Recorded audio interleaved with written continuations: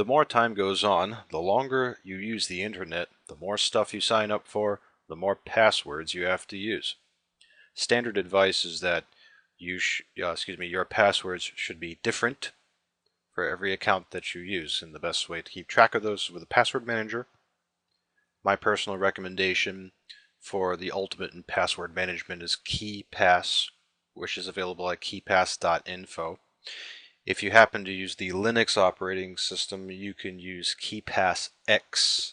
If you use something like Ubuntu or other Debian derivative or Arch or even OpenSUSE or anything like that, KeePass X is usually a standard application available in a search. So if you're using Linux, use KeePass X.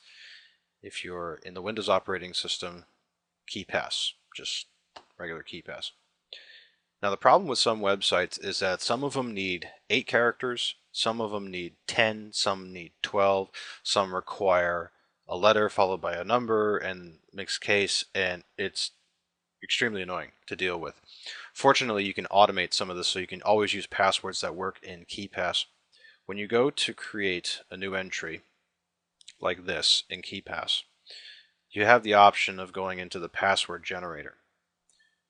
Now the default password generation that it does, I have mine set differently, but it's normally something like 6 up to 15 or 16 characters, and sometimes there are many websites that only allow 12.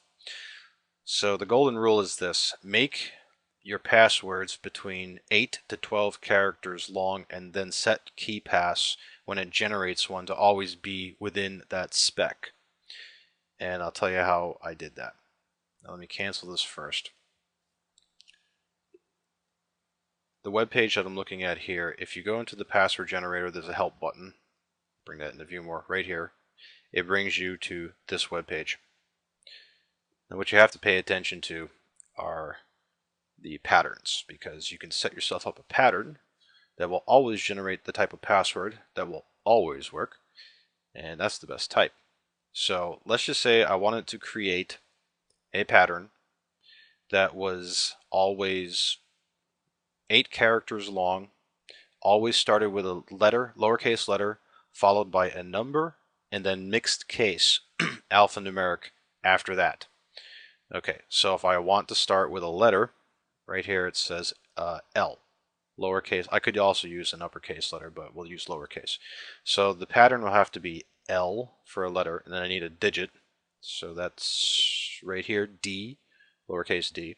So we have L, D, and then I will need 6 more characters after that for a total of 8 in mixed case alphanumeric, which will be a capital A, brace, 6, brace. And I'll show you how that works. Okay, I generate using a pattern.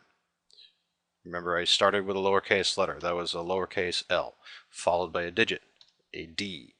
And I need 6 more to make 8 characters in alphanumeric, so that's capital A, brace, 6, brace.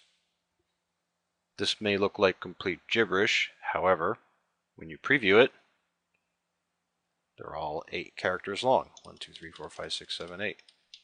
1, 2, 3, 4, 5, 6, 7, 8, and so on. What you can do afterward is that you can save and then choose automatically generated passwords for new entries and hit OK. Right. So hit OK there and close it.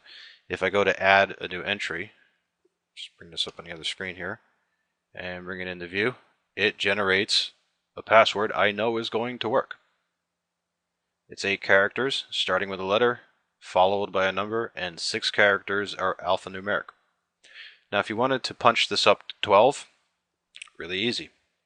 Go into the password generator again, generate using pattern. We'll do the same thing again.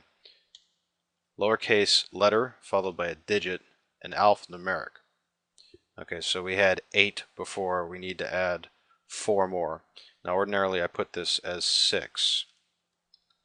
Okay, I need to punch this up to 10. So I have 1, 2 characters here, and then 10 more for 12. And I preview, and now they are 1, 2, 3, 4, 5, 6, 7, 8, 9, 10, 11, 12. 12 character password. And I will save as the default when it creates a new entry and hit OK, cancel. Do a new one.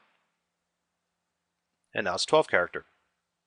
1, 2, 3, 4, 5, 6, 7, 8, 9, 10, 11, 12 characters on the nose.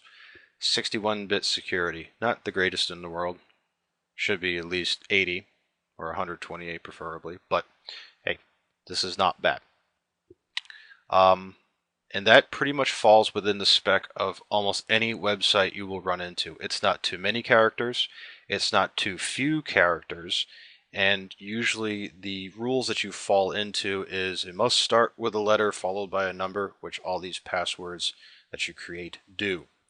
So in a nutshell, that's it.